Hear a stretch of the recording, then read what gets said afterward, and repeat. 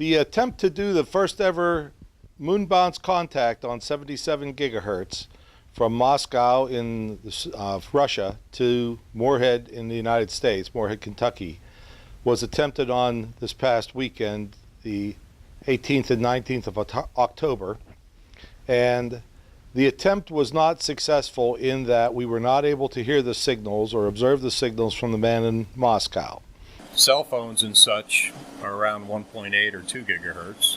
DirecTV dish satellite, that's up on 14 gigahertz, down on 12.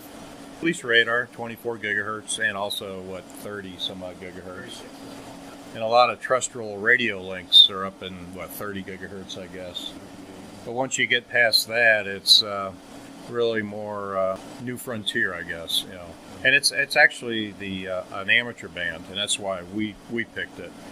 The lowest, the next lower amateur band's at 47 gigahertz, where we've operated before. So this was the next logical step upwards.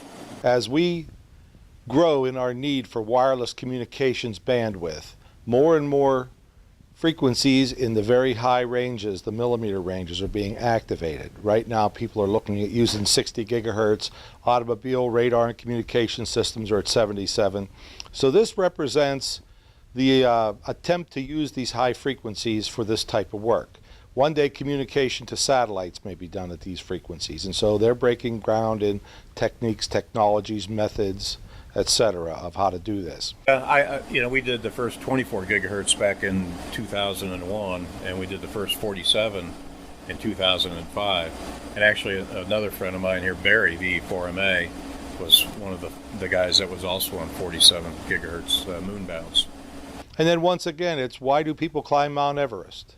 Because it's there. So the technological challenge of doing this in our world is enormous. In fact, it was undreamed of 20 years ago, and now we've reached a point in technology where it becomes barely possible to try it.